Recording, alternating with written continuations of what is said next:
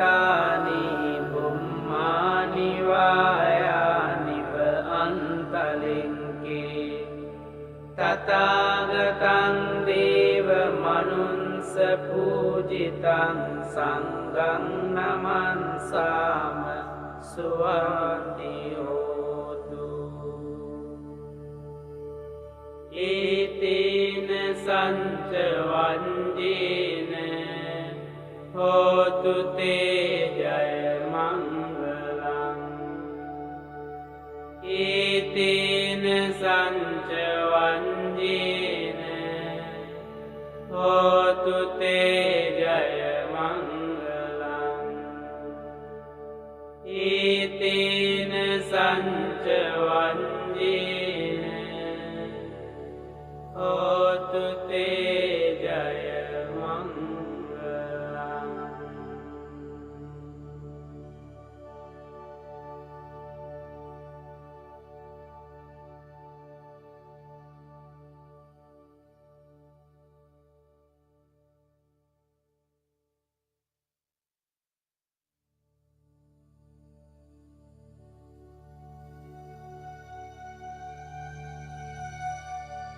යානිද භූතානි සමාගතානි බුම්මානි වායානිව අන්තලින්කේ සම්බේව භූතා සුමනා භවන්තු අතෝපි සංපංච සුනන්තු වාසිතං තස්මාහි භූතානි සාමිත සම්බේ තං කරෝත මානුසියා පජාය දිවාචරන්තෝ ච හරන්තියේ බලෙන් තස්මායිනේ රංගත අම්පමන්තා යං කිංචි වින්තං ඉදවා හොරං වා සංගේසු ආයං රතනං පනීතං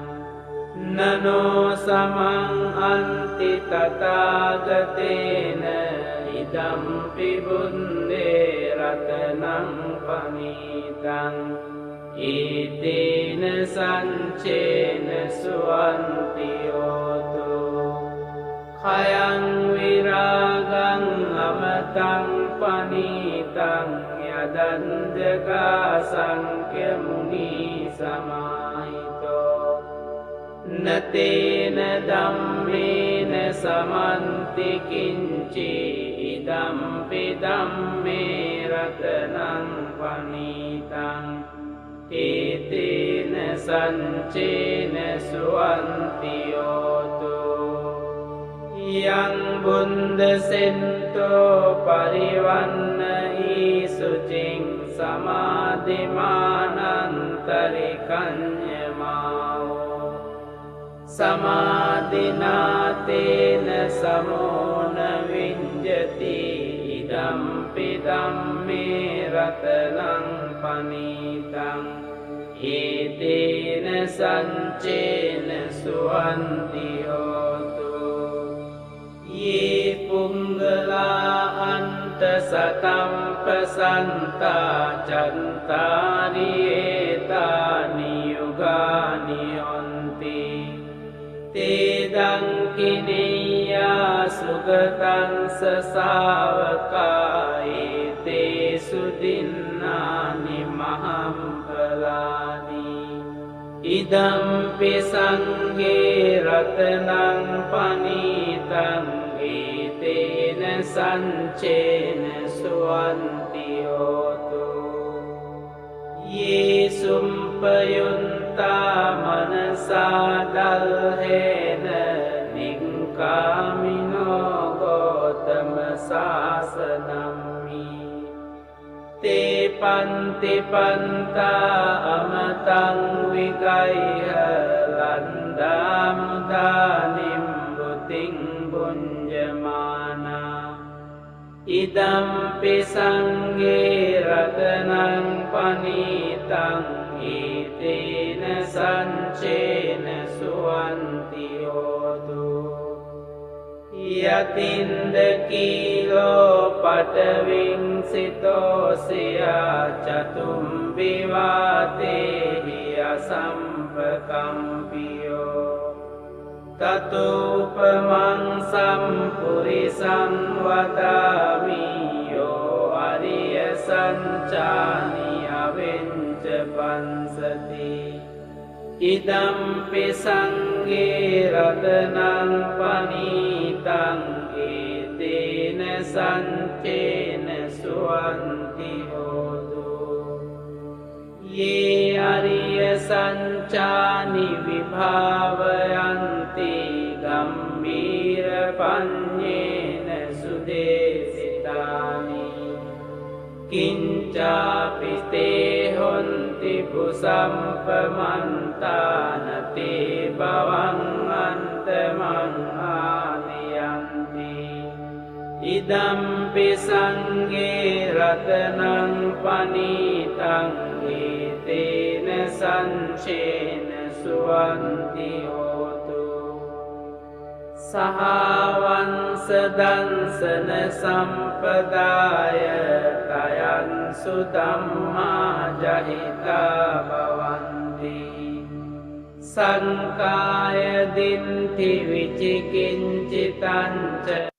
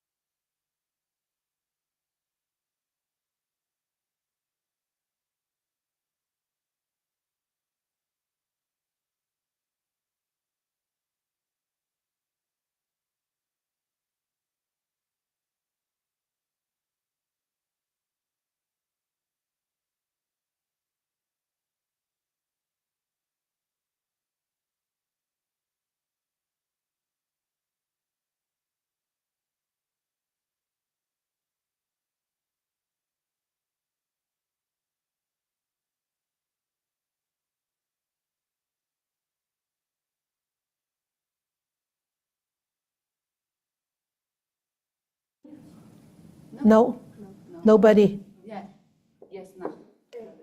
KS, can you hear me? Okay. Irene, can you hear? Catherine? Okay, everybody, Nora? Okay, good. All right. So let us start. I kept talking to you and nobody responded. Yeah, okay, you're here now. All right. So let us start a little bit earlier today. Namo tassa bhagavato arahato sama sambuddhassa. Namo tassa bhagavato arahato sama sambuddhassa. Namo tassa bhagavato arahato sama sambuddhassa. Well, welcome back, all of you, and welcome back me. So we're still studying this book, what the Buddha taught. I jumped one chapter, I skipped one chapter about anatta.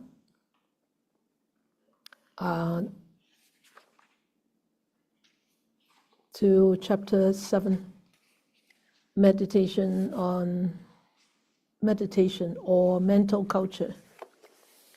So, anybody has anything to say about this chapter first before I start, or before we actually start exchanging our thoughts on this chapter? You should all have a lot of things to talk about in this chapter because you have all been meditating. Most of you have been meditating for a long time. It's really not much on this chapter, but there can be a lot also if you look at it in details. Anybody has anything to say about this chapter, what they feel about this chapter?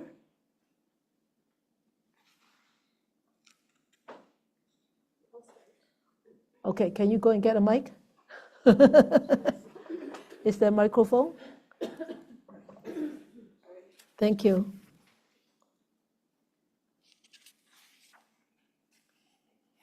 Good evening, Sifu. Good evening, everyone. Dosha. Yeah, I just wanted to point out something that I found really useful. It's simple, but it's useful, and it was reinforced throughout the chapter. It's on page 72 for the book I'm in. And the one line that I underlined was, you should forget yourself completely and lose yourself in what you do.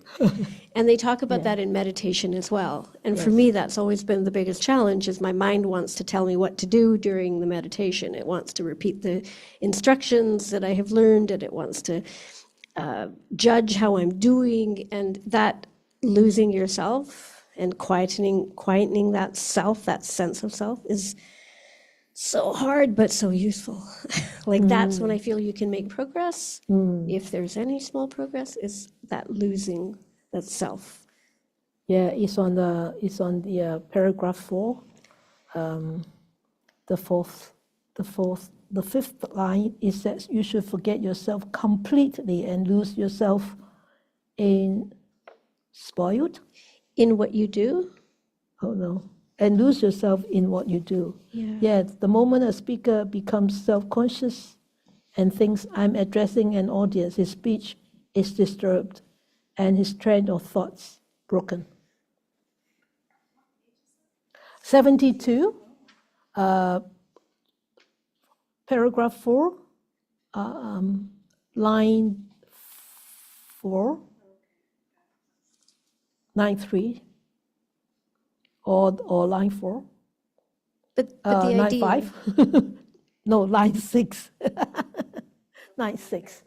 Line 6, paragraph 4.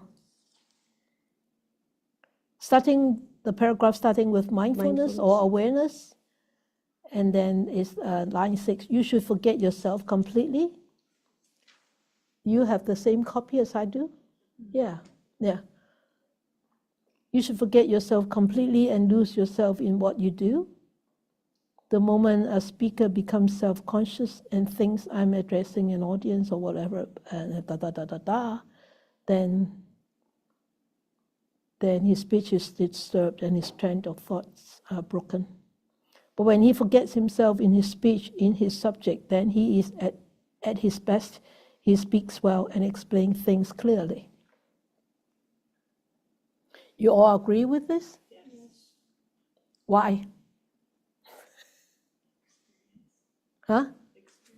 Experience, okay. Then can you share some of your experience on this?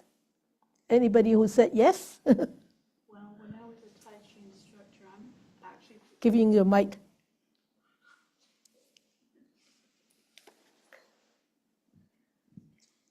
I was a Tai Chi instructor for 20 years, and I'm not very good at public speaking. Yeah. And so if I don't lose myself in it, then I will get self-conscious. And then you lose your Tai Chi also, right? Yeah, and You lose the forms.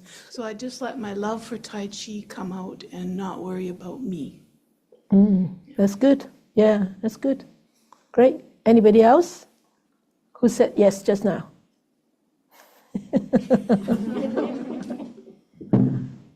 Sorry. I didn't, but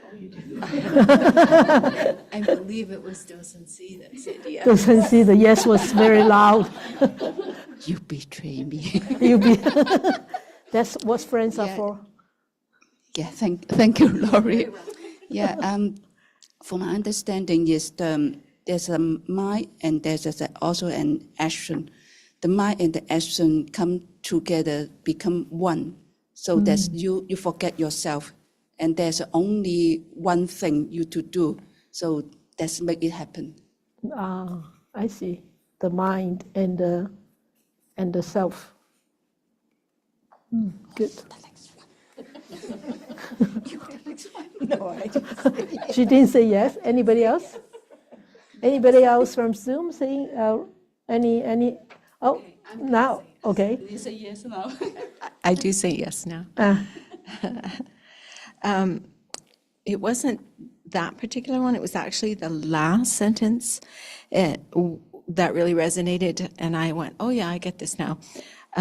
All great work, artistic, poetic, intellectual, or spiritual, is produced at those moments when its creators are lost completely in their actions, when they forget themselves altogether and are free from self-consciousness. Yeah. So that's when I went, oh, yeah, I agree Yeah, with this. you agree? I agree. Any experience? Well, as a teacher, I see kids do that all the time, Yes. right? Yeah. They do it far more easily than adults do usually. Why? What do you think? Why? They haven't learned not to. Ah, right. Yeah. Right? Yeah. Yeah. Yeah. Anybody else? I totally agree with that. When we start to putting our big self into anything that we do, that big ego becomes so amplified, excessive, and it actually becomes a hindrance rather than an advantage. So with meditation, when you start to try to identify anything during your meditative experience, then you actually starting to go the wrong way. One question I want to ask you is, when you meditate,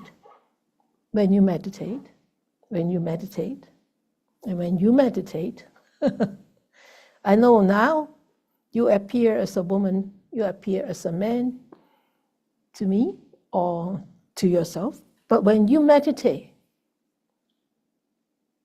is there gender? No. Yeah. Why? I don't know. Did you feel that they have a gender there? No. Did you feel that you are a woman meditating? I think we're just human. Okay, good. So there is no gender. At that moment, doesn't need to be, exactly, doesn't need to be. That's the point, that's the time that when you loses that gender identity. So any attachment to that gender identity would be gone at that moment when you are meditating, when you're absorbing yourself, when the mind is absorbed into the practice, you lose that gender identity. And that's the self, isn't it?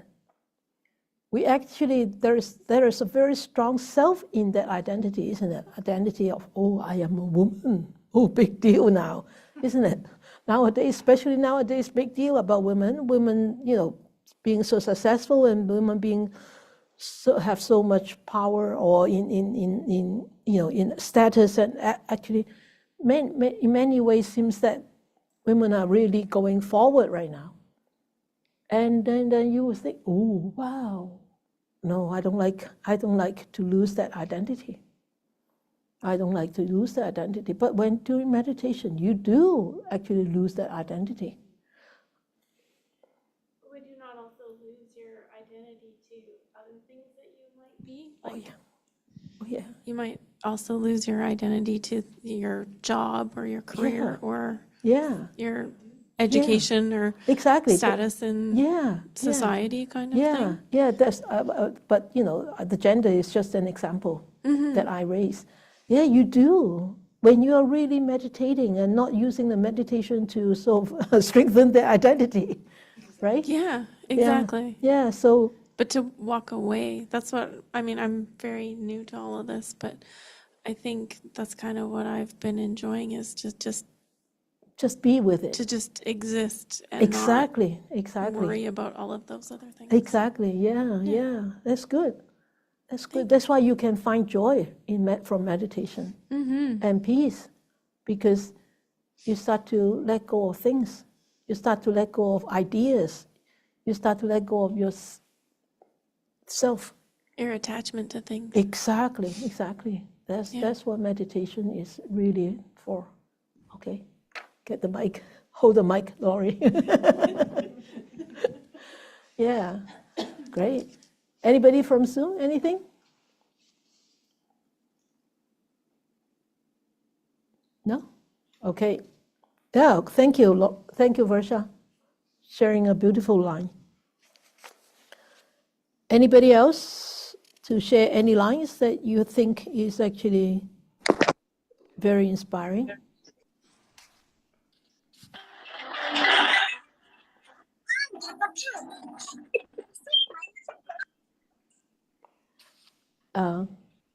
Can you mute that? The one. Can you mute that? Grimace.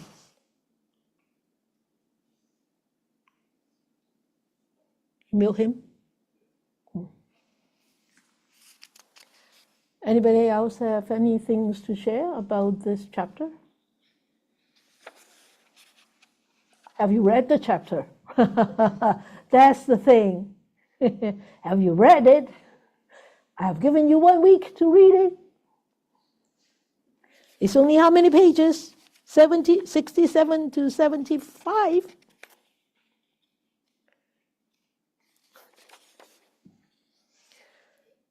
No? You have any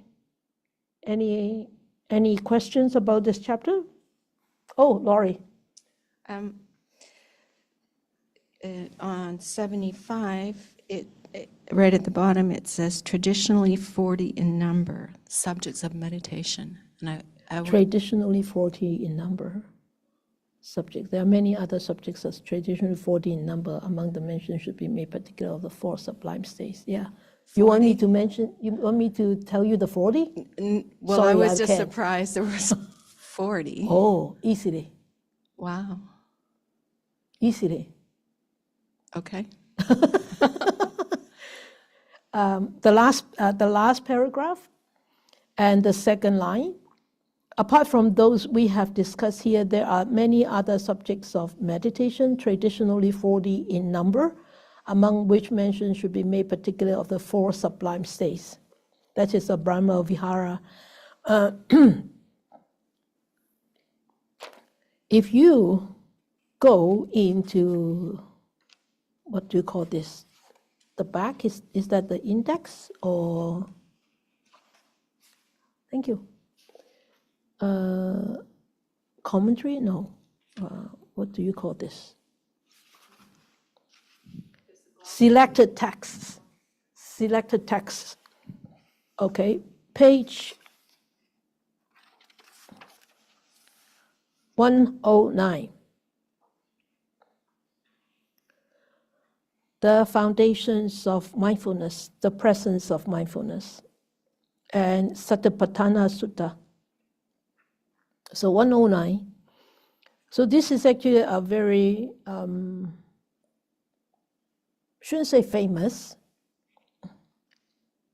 very often used sutta to talk about, to teach meditation, to talk about meditations. Liz, you want a book?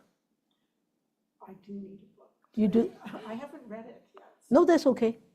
We have more books to lend to you. Yeah. Lynn, you want a book? I have a big.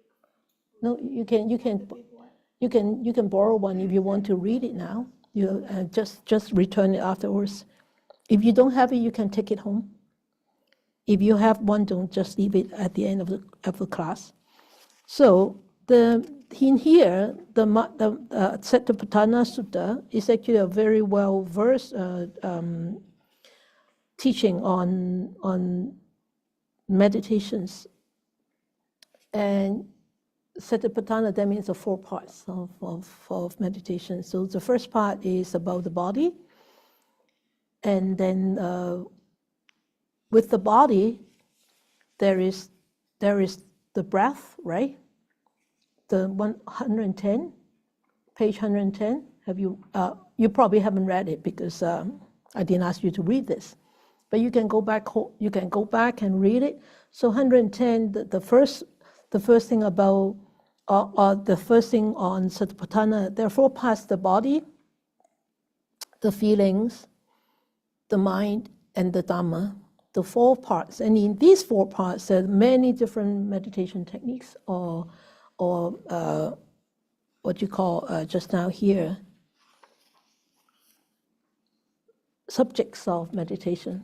Okay, so the first is the breath, and then if you go into page 111, 111,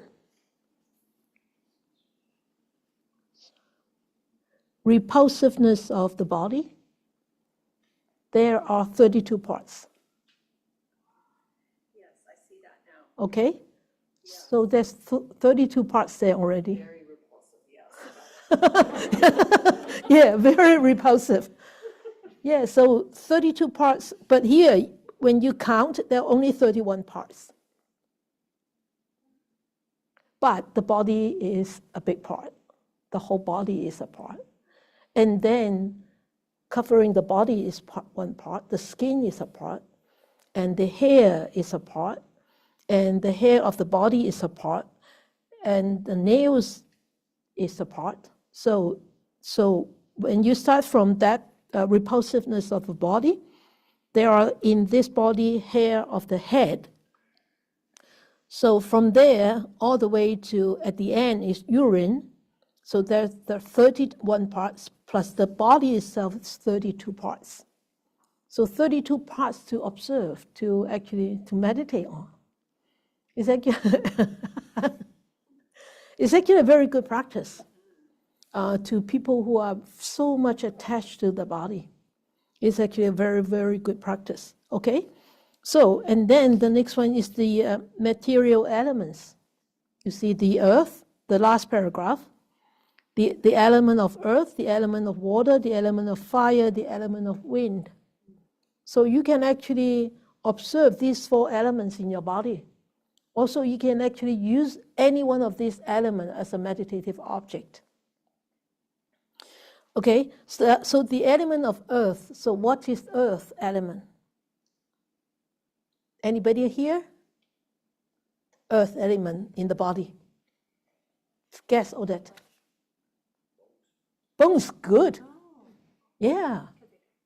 Yeah, and skin and flesh, right?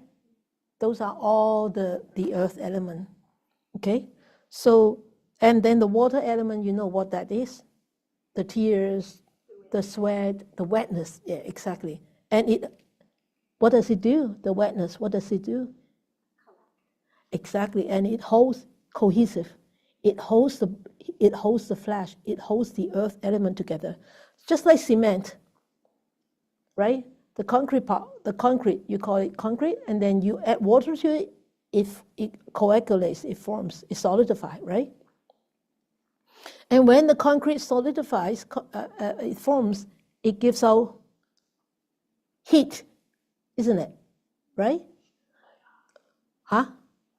Fire, yeah, that's the fire. And so in the winter, if you want to pour concrete, you need to have a blanket to cover it up so that it cures. Because I built this, I knew. In the deep winter, we were pouring all these posts, these big posts here. And I never knew that you have to cover the concrete posts. And the project manager were putting all these tops on, like blankets, thick blankets, and they all look like protectors. Remember? And I asked the project manager, I said, Gert, why did you have to put clothes on them? Because they are cold. You want to keep them warm so that they will cure and you will have a strong post. I said, oh, is that right? Yeah, keep the heat inside.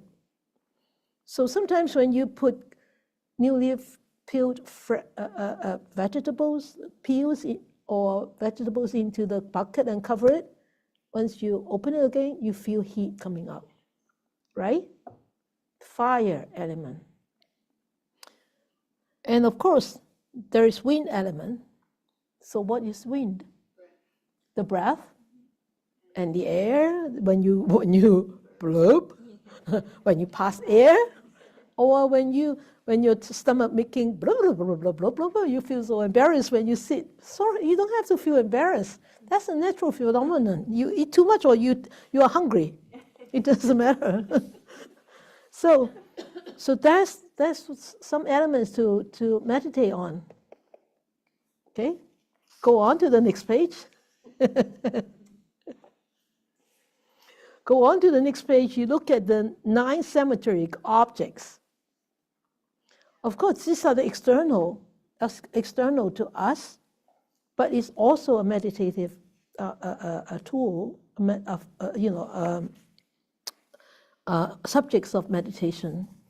And the first one is you see a dead body at the cemetery, being thrown into the cemetery. You know, in the old days, now in some parts of the world, they still do this.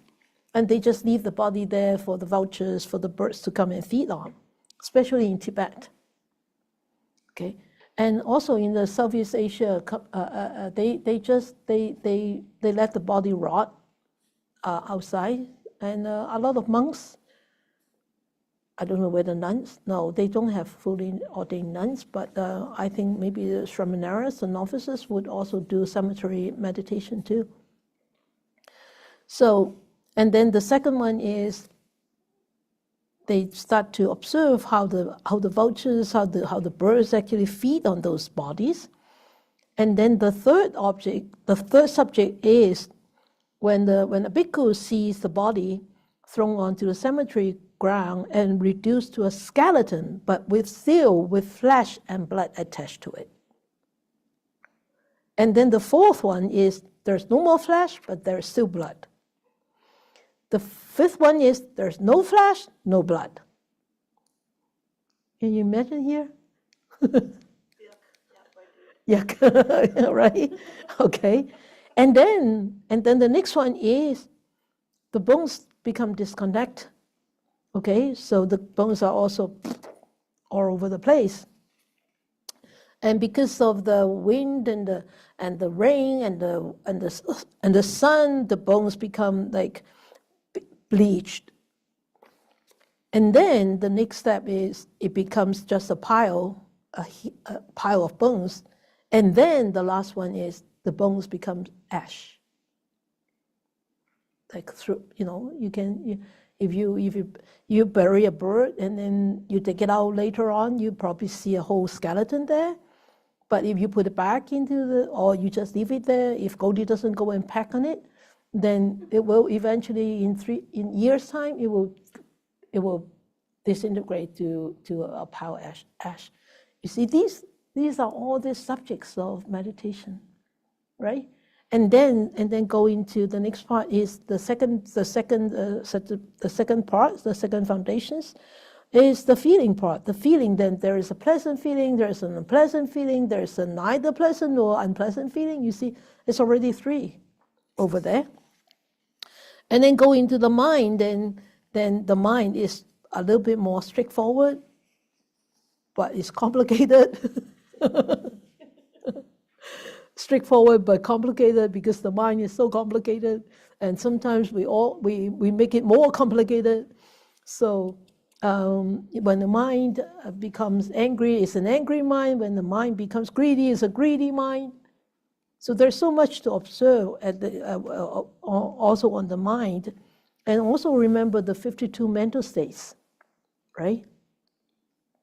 And then the mental objects. So those sense pleasure, those doubt, restlessness, anger, and torpor, and all that. So, and those mental objects include 5 aggregates, and then the 6 sense doors, and also when you have actually done the 16 steps, you know the 7 factors of enlightenment. You see, there's more than 40. Yeah, I just never thought of it. Yeah. So it's more than 40. But having that many doesn't mean that we need to actually practice on that many, because some of them you may resonate with it, some of them you may not resonate with it. So why spend time on those? But you could actually try some of these. The 32 parts are actually very helpful for people who are very attached to the beauty of their body. And also the symmetry. The symmetry part is also attached to this physical being, the physical existence. The symmetry part actually is very, very useful for people who have so much lust, especially for sensual pleasures of the body. So in the old days, during the Buddha days, or during even nowadays, some teachers do ask students to do the symmetry meditation, or to do the 32 parts meditation. Because once you start to actually go into observing the 32 parts, like the urine and the stool and all that, you say yuck, right? The tears and the grease is not too much offensive, but the nasal mucus, the phlegm, and the pus. I remember the pus, the blood myself, very, because it could be very offensive, I remember when I used to work, and I didn't know about these 32 parts yet. Once I was trying to clean out one very bad diabetic sore in a very young man.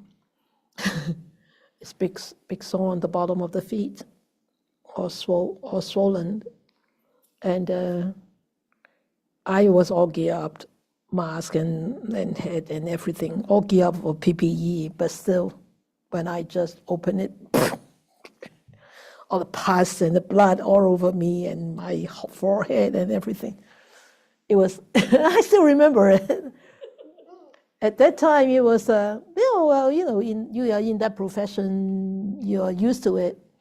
But when I read this, I said, oh, wow. When I read that way back then, I said, oh, well, yeah, I know how how gross that is.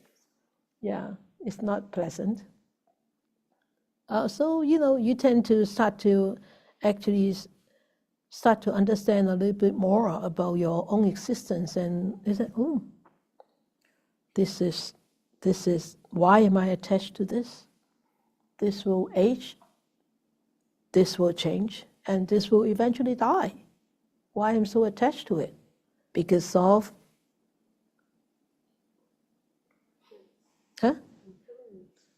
impermanence? But why am I attached to it? Why am I so attached to it? Why am I? Ego? Okay. Okay. Why do you have an ego?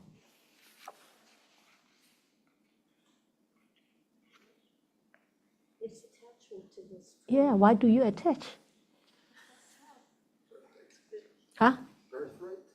Birth rate? I don't understand that. Ego's a birth rate. Ah. The right to be alive is. Oh, the birthright. Oh, I thought birth rate. Birthright. Why do you have birthright? Why? Why are you attaching? Yeah, what is the word for that? We are ignorance. You're ignorant. You don't understand. You don't understand. Even though you understand the words, you don't understand experientially. Right? You don't understand experientially. And only when you experience it yourself and you say, yes. But very soon, out of sight, out of mind. Forget, forgot, and forgotten. Right? And that's it. You start all over again.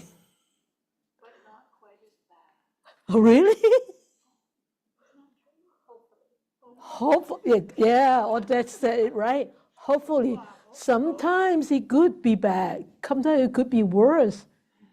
And then you say, darn, I'm going backward. Come on, run again, start running again. Start. Hurry, hurry. Work hard, work hard. But that's all we can do, is just keep doing it, keep doing it, keep doing it, until one day we become a little bit better, a little bit better. And then we start to improve a little bit, and then we start to keep doing it, and a little bit better. That's how we improve. Otherwise, it's very difficult. Yeah. So, yeah, great. So now, clear up your questions. So make sure you mark it down. Don't ask me again next time. But do go home and read this chapter on the Satipatthana. Even though it's very difficult to understand some parts of it, but it's a very interesting chapter. It's a very interesting sutta, and it's actually a very, very useful teaching for meditators. Okay, read this. You can read this every day as a practice. Read it as a practice. So you don't have to read this, understand them right away. It's impossible, because if you don't practice, you're only understanding it on the literal level. You don't really actually understand it on the experiential level. But if you couple it with the daily practice of meditation, then when you constantly read it, someday you say, now I understand what does it mean there? That's why. Don't worry about not understanding them, but keep reading it. You will understand it a little bit more and more. Okay, so that is the Satipatthana. Anybody else? Anything? There is one part which I really like.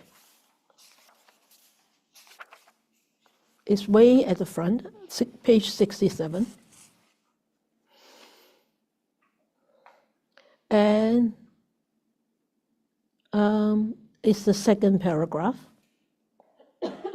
The third line It is unfortunate that hardly any other section of the Buddha's teaching is so much misunderstood as meditation, both by Buddhists and non-Buddhists. The moment the word meditation is mentioned, one thinks of an escape from the daily activity of life, assuming a particular posture like a statue in a cave, blah, blah, blah, blah. Okay, those are the results of misunderstanding. But that particular line, it is unfortunate that hardly any other section of the Buddha's teaching is so much misunderstood as meditation. Or in other words, it said, meditation is so much misunderstood in the Buddhist and the non-Buddhist world. If you're interested, I can actually ask Eva to send you this. I found two, sorry. Oh, you found two. I couldn't remember which one was correct.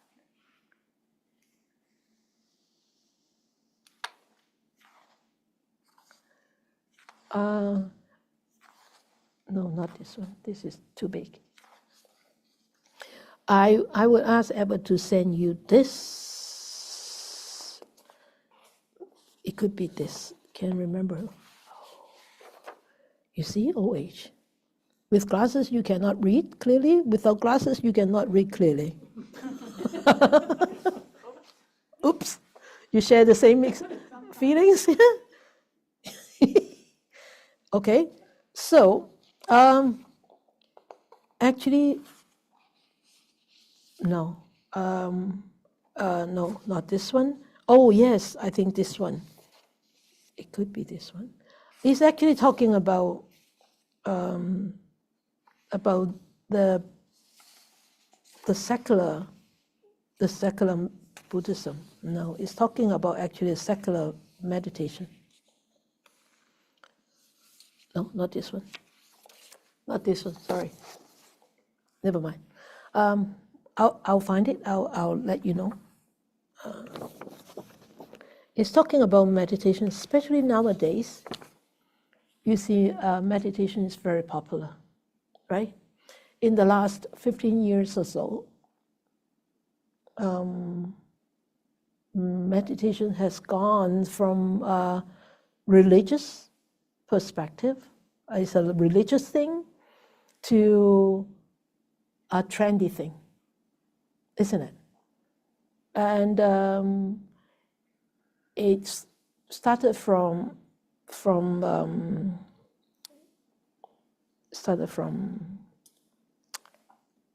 I need to use the right word. New Age. Yeah. New Age, and also in the medical field, right? Medical field, and because in the medical field, it becomes so popular that they use this as a tool to help people to de-stress, as a tool to help people to develop, as a tool for cognitive therapy. So those workshops become very popular because the people who promote them are very capable of promoting. Right? Yeah, and then because they have very good status in the world, in today's world, or in medicine, so people look up to them. And it's not wrong. There's nothing wrong with it. And actually, I think it's a good thing that they use it. But one thing that they missing is they missing such a big part of the Buddha's teachings in them. They only take this part out and they miss the big part. The theories or the philosophies or the Buddha's teachings, the literal Buddha's teachings, are there not for academic use, are there to support a practitioner to understand their own experience in their practice. And like Satipatthana, the book on Satipatthana is helping a practitioner to understand their own experience at certain state. So you cannot actually take that literal part away. And Bhikkhu Bodhi wrote a wonderful article on this. He said, nowadays the secular practice actually is divorcing from the Buddha teachings. They divorce. Like the practical part and the theoretical part. Actually, a lot of people, they are just taking a little part of it to practice. But they divorce themselves from the literal part of the teachings, the theories, the philosophies. So, in the Mahayana teaching, so the northern tradition, that means the passed down, that the teachings came from India, traveled to China, and because that's the northern part of the continent, of the whole world, it started from there, and that's why it's called northern tradition. And the southern tradition is where, like the Southeast Asia part, like Burma, Thailand, is called the southern part. But one other way to say that is the Mahayana is the northern tradition, and the Theravadan is the southern tradition. But with Maha and Tara, Maha, that means big, Tara, that means small. So then there's a duality. That's why I don't like it. I rather like a northern tradition and the southern tradition actually depicted the historical transmission of the Buddha's teachings from India or from Nepal, India to the other parts of the world. So in the northern tradition, there is a saying. It says, the practice and the theoretical understanding has to go hand in hand. That's why me, Yin Kit, Sister Jessie, loves people to share about their understanding on the teachings. It's not that I love to teach. No, I don't like to teach at all. I really don't like to teach. Don't laugh, it's true. I like to share. I like to share my experience, and I like you to share your experience too. Because we have a very different, we come from a very different culture, and the way we understand the teachings and the way we were brought up are very different. And so if we are willing to share, we would actually, see a lot more different perspective on, and also understand the differences. Oh, wow, I don't see it this way. Oh, they do see it from that point of view. How? Why would that be? Then you will start to explore more about the background and understand more about each other cultures and history and whatnot. So here really there is so much misunderstanding about the word meditation when people talk about meditation. And a lot of times people think that, meditation is really an escape. I have seen people, escaping really by constantly going into meditation retreats or even stay long time in a meditation center, which is not a bad thing if you are really there to learn and serve and grow, but not to escape. And if you want to find a refuge place, better to be a monk or a nun than hiding or escaping into a meditation center. Yeah, it's true. So meditation is not just for removing stress, not just for de-stress, and not just for cognitive therapy, and not just for medicinal or psychological therapy. So it's actually a question, it's a way for us to understand how we exist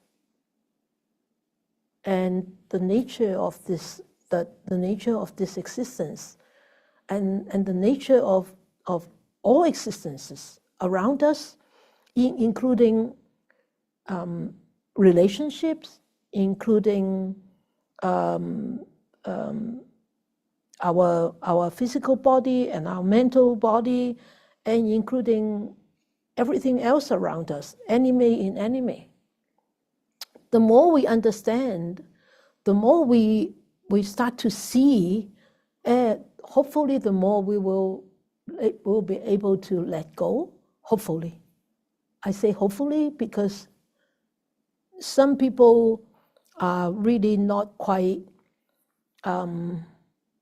objective, and even though they read a lot of teachings, but they don't know how to actually implement the teachings and how to implement their meditative experience into their daily life.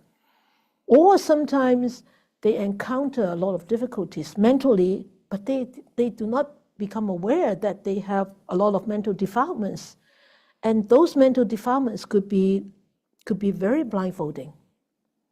Okay? And when one is blindfolded, that means one is overwhelmed, one is full of ignorance. And when one is ignorant, one doesn't see anything.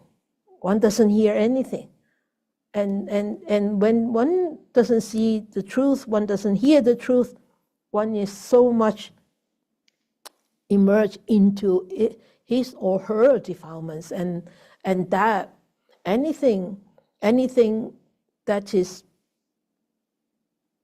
against his or her thought would be like wrong, would be nope, this is wrong, nope, you're wrong. And that could really strengthen, that could really multiply the thickness, the defilements more and more, rather than helping one to actually to eradicate more and more defilements. So make sure that we try to actually implement and we try to understand these teachings in our daily life rather than just theoretically. Okay. All right. So, anybody else have anything about this chapter? Pretty quiet.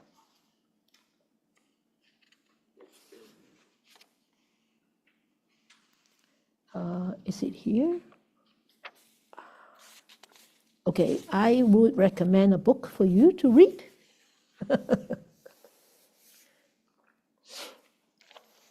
Because this book, What the Buddha Taught, was written in the 50s, I think.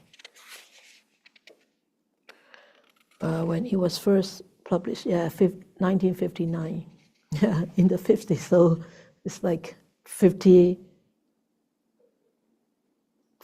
years old. This book is 55 years old. So, this great book, really, is a great book. I want to go back to this also. Understand this big word. It's a very big word, and it's a very good word. It's a very, very important word.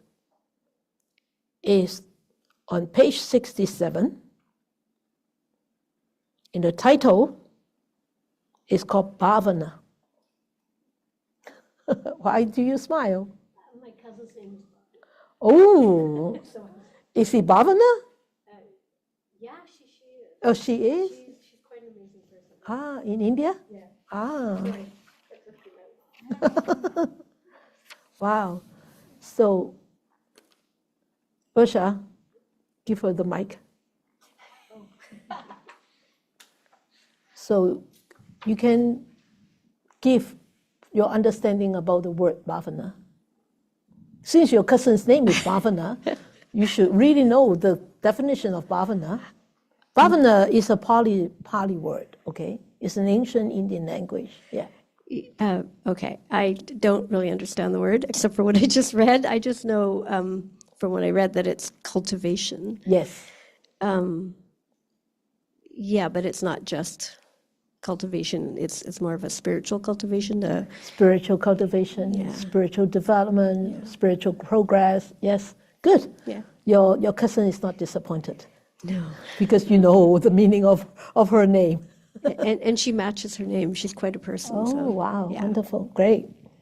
So this is actually very important. This word is actually a cultivation. Meditation is a cultivation.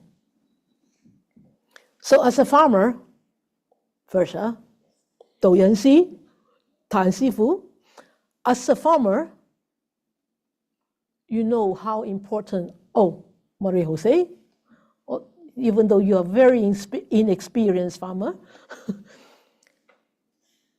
bhavana, cultivation, is so important. You know, you understand from farming, cultivation of the land entails so much work, right? Not just mowing, not just like, what do you call that? Plowing. Even plowing entails a lot of bhavana.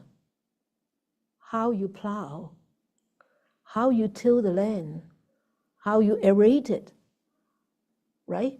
And when should you put different kind of seedling into the dirt? That is a bhavana. And after you have put them in, how you look after them is a bhavana. So, the Buddha's teaching is not separated, it's not separated from our real life. It's so realistic. You can put it in any aspect of life. For example, if some of you have a particular career, say real estate, yeah, bhavana, you need to cultivate your skills in presenting the estate, the house, the condo to people. If you say, you're going to have a look, this is the window and this is the lights and, it's quite a nice house and all that. Nobody is interested in your house. Nobody is interested in your real estate, right? And if you present it like, if you do some prep work, good prep work, and you present yourself very friendly and very helpful, people will listen to you. I have a real estate friend. We actually we started off as she was our real estate agent. But we have been friends for 28 years now. 28 years. And we become good friends. Why? Because I see that she is very honest. She's very helpful. And she is very direct. And she's very patient and very diligent. And these are the wonderful qualities that she has been cultivating throughout her career. And I just admire those qualities, because if you need to be with a good relationship with any other human being, you need to be very honest, very openly honest.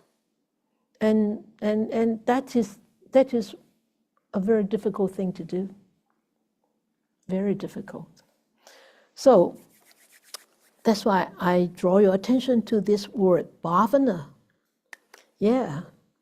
And make sure that we do bhavana. Okay, it's cultivation.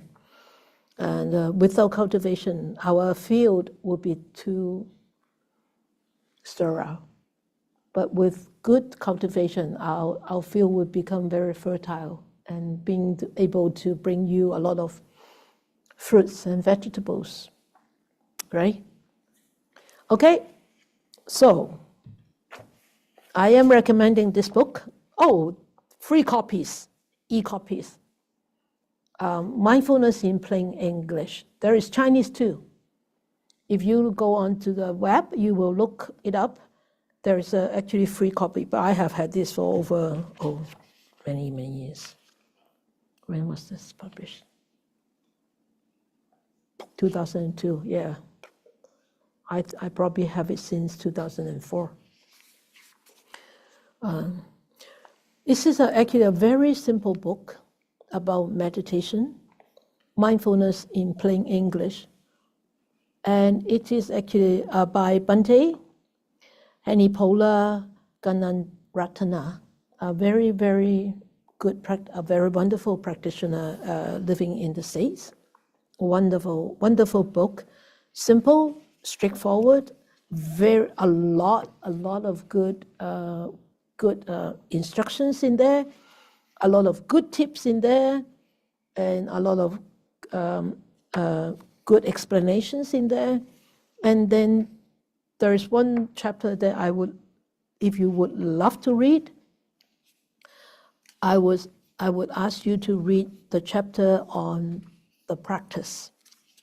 Okay, it's chapter 5 on the practice, and as I always say, if you do not find it resonate with you, don't worry. Keep reading it and keep skimming through it, and you will find some useful information. And for those parts that you don't resonate with, doesn't matter. You just put it aside. It doesn't matter. And also there is one chapter, chapter 4, is the attitude of meditation. It's actually very, very, very useful. And I use this chapter to teach a lot during meditation retreats because it teaches you your attitude on how to actually meditate. And that actually clears up a lot of misunderstanding about meditation. And for example, the first about meditation, the attitude of meditation is don't expect anything. Just sit back and see what happens. And it is so difficult to do. And just like exactly what Versa said, right? In what Versa just shared is you just don't do anything. You just absorb, allow yourself to disappear. And that's exactly what it says here. So when somebody is talking about the truth, and you will see these words appear in different forms everywhere, right? And so it says the first is don't expect anything. And the second is do not strain yourself. A lot of times when we meditate, we do strain ourselves a lot. I have seen so many students trying to, because I keep saying, keep your body upright, relax and upright. They will say,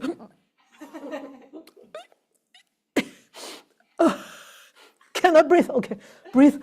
And then that is straining yourself, right? And it is not proper.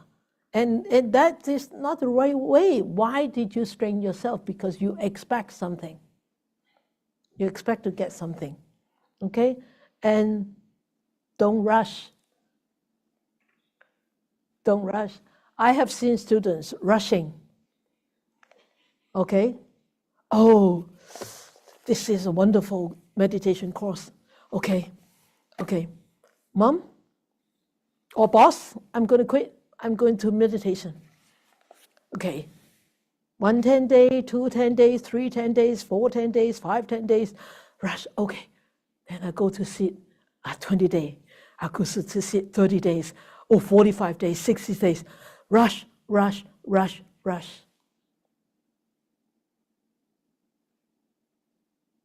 It's hardly equipped yet. And when you rush, where are you going to get to? You're hardly equipped. And when you rush, you're not getting anywhere. All you start to accumulate is expectation. I want this. So, don't rush. And you want me to tell you the other parts? Don't cling to anything and don't reject anything. It's so difficult too, right? Meditation is not supposed to be like this. Meditation is supposed to be like this. No, it's not right.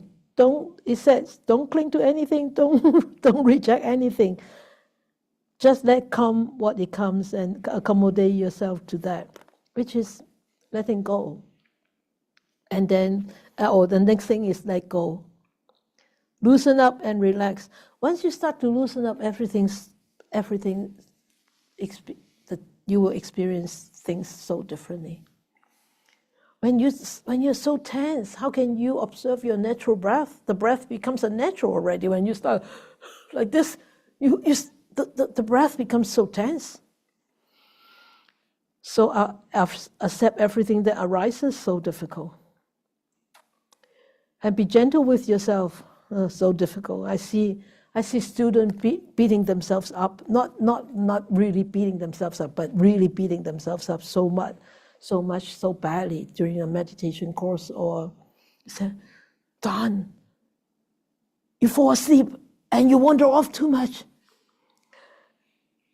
It's too much pain here and there. And you try to what? You try to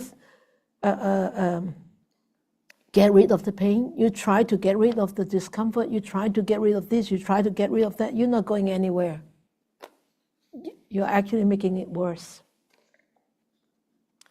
I had a student.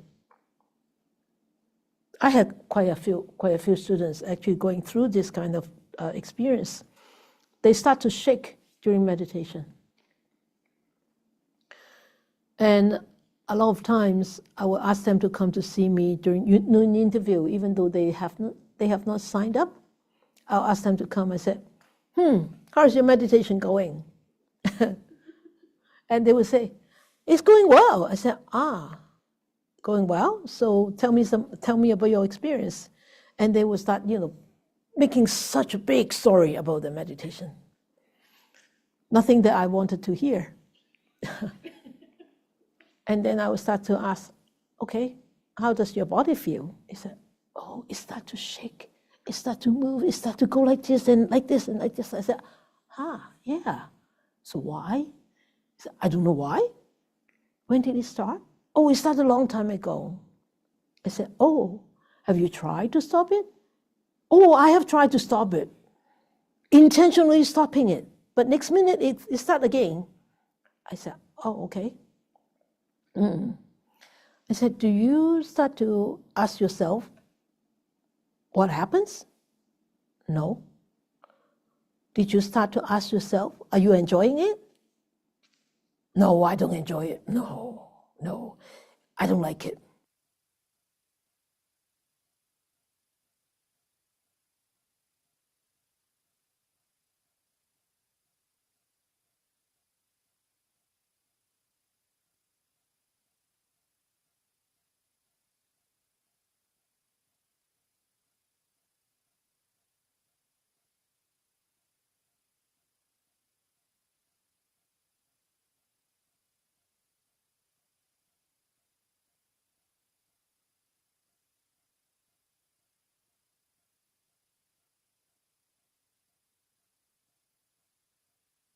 No?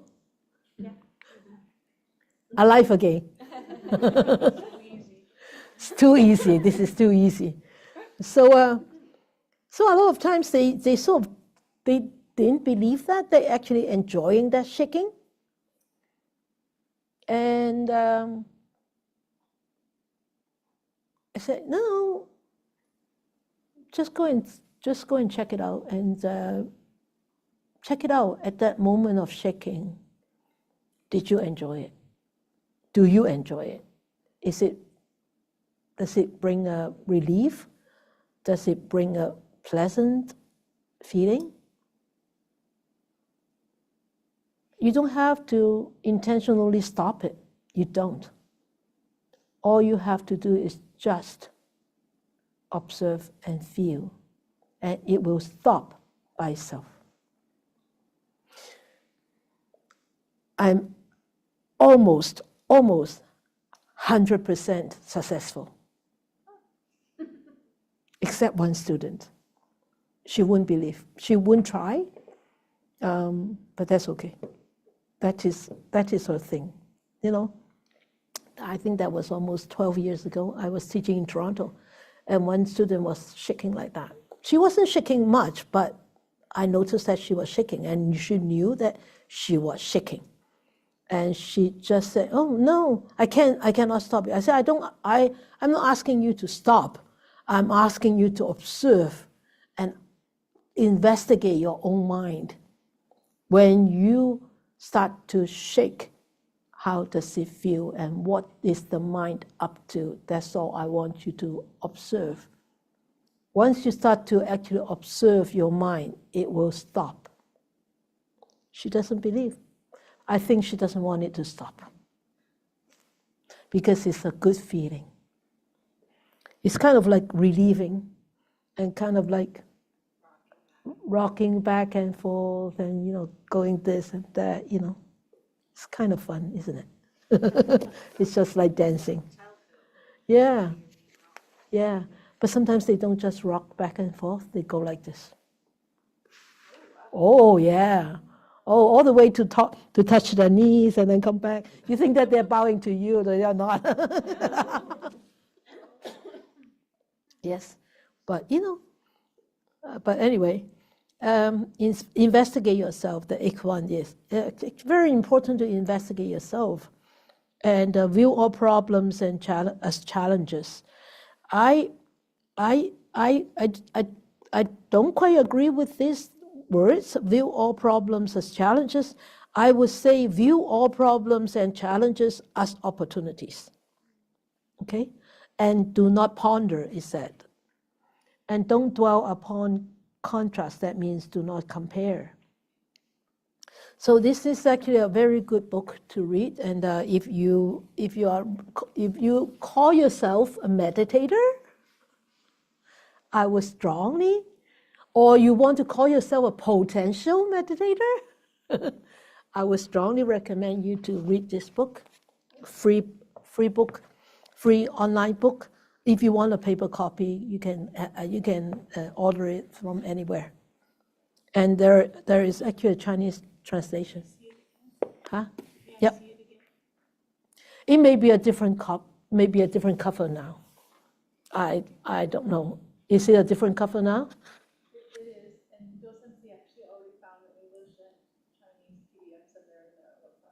Oh, wow. Okay, good. Yeah, Chinese, yeah. It's actually been translated very well. The Chinese translation, I also have read it. It's actually a very, very good translation. So read this, and then hopefully you will be able to actually get some benefit from it. Okay, so make sure we use meditation to develop wonderful qualities we call noble qualities, rather than arrogance. Oh, I am a meditator. No, nothing like that, okay? No, a meditator should be very humble and don't show off. Don't need to show off. And in here, in this book, it says there are actually the goal of meditation is page 50, is there are 5 elements in the goal. It's actually also stated in the Satipatthana Sutta. Is one of the very important is the purification of mind. And when talking about the purification of mind, some of you may have heard this story, but most of you, I don't think you have heard it because you don't come to the Sunday half-day meditation. So you probably didn't hear this story that I actually share with them. Is one of the inmates that I do a one-on-one counseling with. When I first started counseling with him, he shared with me that he was experiencing so much pain on the shoulders, in the neck, and all the way travel up to the head, and caused such a big migraine, constant migraine. And so he tried to find way to relieve. Also ways to relieve, but it just didn't work. So when I started the one-on-one counseling with him, he told me about this pain, and this pain here all the way on the back of the shoulders, scapula, the neck, the head, all the way to this whole part of the head. So when I started with him, I said, why don't we start with meditation first? After we had a very serious talk about his crime, so why didn't we just start this meditation? So we started off because he has been meditating with us for a little while, and but he is very serious about meditation. Good thing that he's very serious about meditation. So he knows the advantages, he knows what he gets from it. So we started meditating, and so throughout that meditation, I could see that his face was very tense, and I knew that he was going through difficulties around this area. But there's nothing I can do. I cannot say, let me take it out. No way, right? So all I could do is actually help him to observe the difficult sensation that he was experiencing.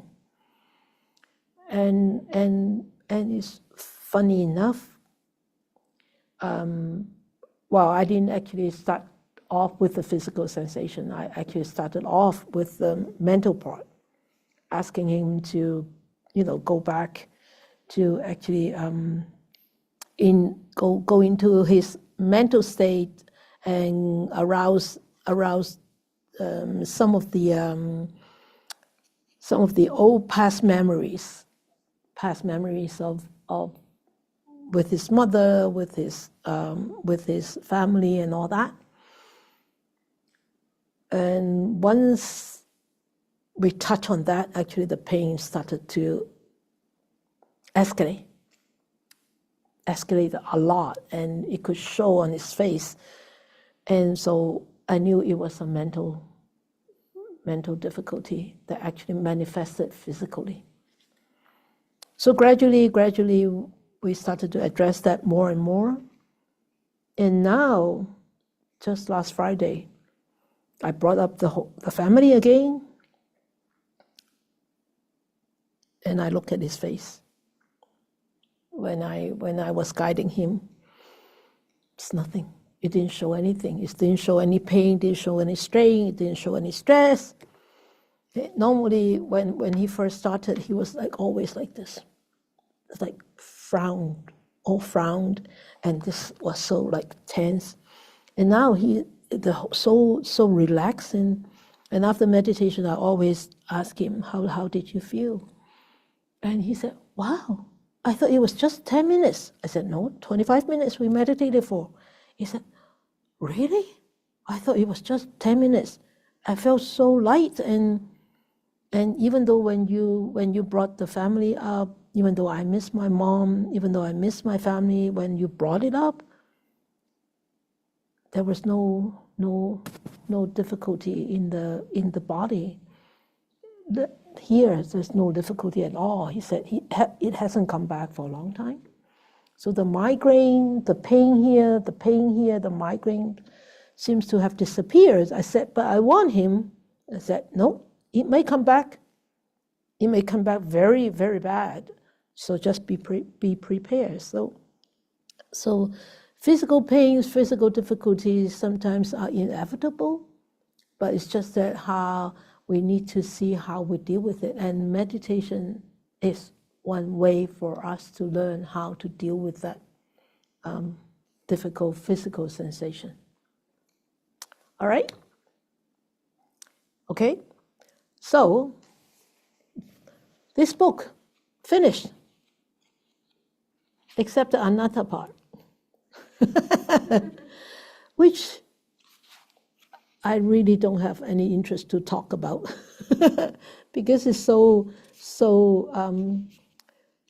but we could discuss with it in another format. So I'm going to ask you something. I want to change the format of this Dhamma sharing because it's really not sharing enough. I really want to go back to the original intention that I wanted for Dhamma sharing is really sharing, not me talking all the time, discussion. So I want to ask whether you want to do it in a group like this. I'm not going to sit high. I'm going to sit on chairs like you, or we can just sit outside in the courtyard or in the lavender field, and we can have a discussion about certain topics. I think that will actually put you into more thinking and more, trying to absorb and trying to contemplate on the teachings rather than just hearing what I have to say.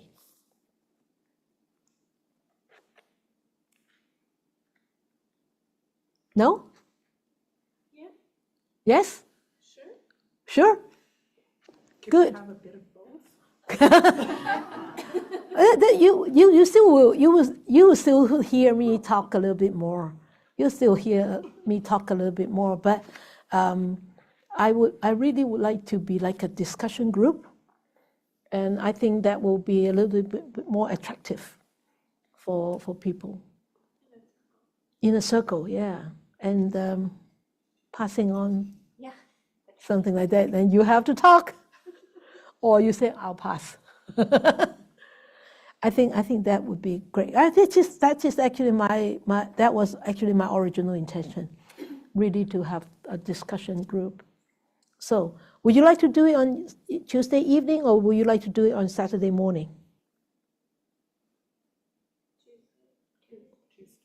Tuesday evening? Even in the winter? Well, we can't sit outside in the Well, we can, but it won't be chilly. It will be very cold. Yeah. That's good. Would the Zoom people would like to join in? Or should we just call it off, the Zoom people? Oh, Nora, you should drive up. You should drive to Chilliwack. Yeah. No more Zoom? No more Zoom. Dosensi said no more Zoom. But some of them are in the States. I think we could keep the Zoom. But you need to talk because the baton will be passed on to you too. I would say, I close my eyes. I would say the second TV on the second row and the second column. Who is that? Eva. KS? Then KS has to talk. You see? Okay. Or you can, if you can, I shouldn't pick. You guys should pick because you don't see those TV screen. You should pick. The third row, the fourth person has to talk. Who is that? Quark. talk as the talk. Yeah, you see. So that's great. I think we should keep the Zoom going. You want to be on the Zoom, people? Yeah. Okay. Yeah. Simi is in LA, and Catherine and Irene Bay Area.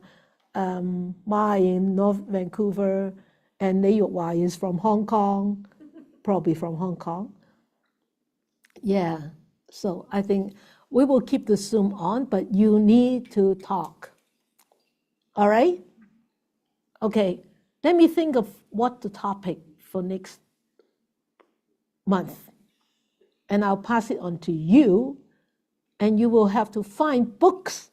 You have to find articles yourself. Ooh, that's going to be difficult, but I'll give you some hints. Okay? I'll give you some hints to difficult, Laurie? Some people will find it challenging, but that challenge sounds good. Challenge is an opportunity. Right? Yeah. But I will, huh? Exactly, bhavana, right? Okay? All right. Anybody have any questions about tonight? No? You like it? Good. All right. Okay, let us share our merits.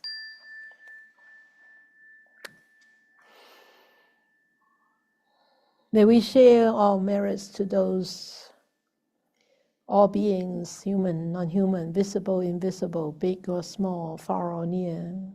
All the merits and benefits that we have gathered tonight, may we share with them. May they be happy and be peaceful and be liberated from their sufferings. May we wish more and more people will encounter the wise words of the Buddha, study, understand, and then practice them, and help themselves to become a happier, more peaceful, a calmer person, and be ultimately free and happy and liberated.